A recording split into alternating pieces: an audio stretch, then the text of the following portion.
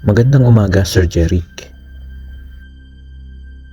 Sir Jeric, papakilala na lang ako sa pangalang Reggie. Pwede niyo rin akong tawagin G. Isang dating batang sementeryo. Dati kasi kaming nakatira sa loob ng sementeryo dahil isang katiwala si tatay sa mga puntod na inaalagaan niya. Taga Laguna kami, Sir Jeric. Noon ko pa nais maisulat ang karanasan ko sa mga nakikita ko noon sa loob ng sementeryo. Pakiramdam ko nga noon, siguro bukas ang third eye ko o may third eye ako. Kaya nakakakita ako ng mga kaluluwang gumagala sa loob ng libingan. Nasa edad 14 o 15 ako noon. Minsan naman ay ibang kababalaghan ang nakikita ko. Kababalaghang ginagawa ng magjowa. Wala sigurong pang motel, kaya sa gilid na lang ng nitso nagtalpakan para makaraos. Pero sa mga naranasan ko na kababalaghan, isa talaga ang nagmarka sa isip ko. Nangyari ito, Sir Jeric, nang isang gabi ay utusan ako ni tatay na bumili ng sigarilyo niya. Magkakape kasi si tatay. Ugali na ni tatay sa gabi na habang nagkakape ay nagsisigarilyo. Mga alas 9 pa lang noon ng gabi sa pagkakatanda ko. Ang sabi ni tatay, "G, anak, bili mo nga ako ng sigarilyo. Nalimutan ko kasi kaninang bumili." Ayaw ko sana dahil baka kung ano na naman ang makita ko sa daan. Pero utos ni tatay.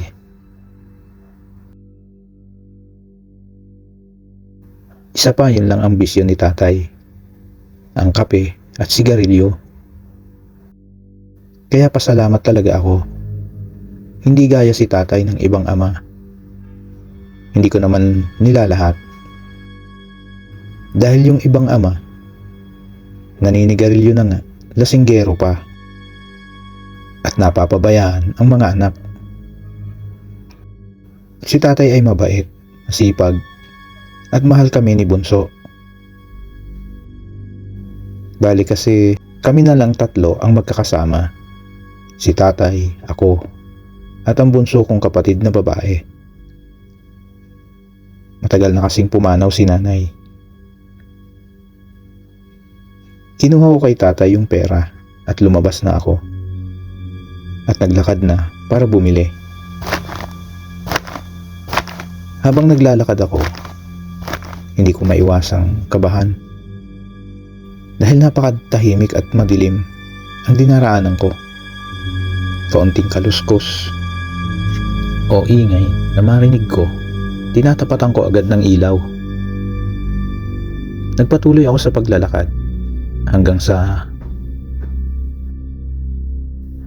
may marinig akong naghaham na babae. Yun bang naghaham na parang nagpapatulog ng bata? Sa Jeric, kinabahan na ako. Maya-maya tumawa naman yung babae.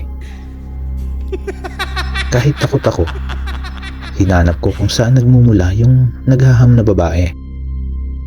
Hanggang sa matapatan ko ng ilaw yung lumang musileo na medyo malapit sa daanan.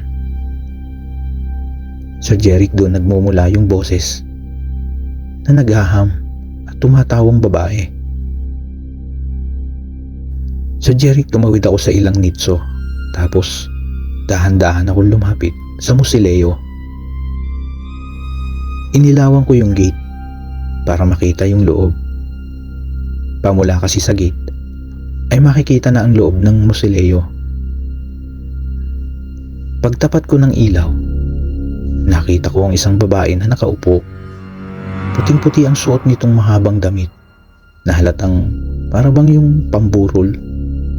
Sa Jeric, habang naghaham yung babae, Nagsuswing to ng dahan-dahan. Yung bang umuugoy ng marahan.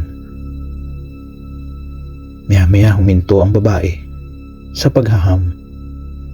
Tapos, dahan-dahan ako nitong nilingon. Sir Jeric, nanlalaki ang mga mata nitong nakatingin sa akin. Dahil siguro nagambala ko ito.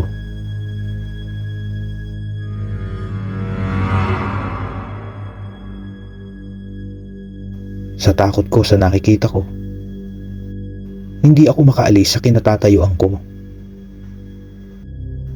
Pakiramdam ko ay walang lakas ang mga tuhod at mga paa ko para tumakbo. Sir Jeric, halong takot, nerbiyos at pagkataranta ang naramdaman ko. Pinagpapalo ko ang mga tuhod ko at hita ko para makaramdam. Sir Jeric, nang magawa ko ng makagalaw, mabilis akong tumakbo sa labasan. Nang bumili na ako ng sigarilyo at iniabot ko ang bayad, sabi sa akin ni nanay, yung tindera sa tindahan. Kilala na kasi ako ni nanay. Napansin ni nanay na pawis ako at namumutla. At nang iabot ko nga ang bayad, ay nanginginig ang kamay ko. G, iho, bakit ka namumutla at nanginginig? May humabol ba sa'yo? May kumursonada ba sa'yo dyan? Tanong ni nanay sa akin. Hindi ko sinabi ang nakita ko. Sinabi ko lang na wala po. Nang pabalik na ako, nag-iba ako ng daan at talagang lakad-takbo ang ginawa ko. Hindi ako lumilingon kung saan-saan. Kahit ano pa ang marinig ko. Pagdating ko sa bahay, nahalata rin ni tatay na natatakot ako at namumutla. Ano nangyari sa'yo, G? Parang natatakot ka. May nangyari ba sa'yo sa may labasan? Sinabi ko na lang kay tatay na napakadilim sa daan kaya natatakot ako. Napakamot ulo na lang si tatay. Sir Jeric, yun ang karanasan kong hindi ko malilimutan. Nang nandoon pa kami sa lugar na yun. Pero salamat kay tatay at nakaya niya akong patapusin sa pag-aaral. Swerte namang nakahanap ako ng maayos na trabaho at naialis ko na rin si tatay at bunso sa sementeryo. Sir Jeric, dito ko natatapusin ang kwento ko. Salamat kung ma-picture dito sa channel mo. Ito si Reggie ng Laguna.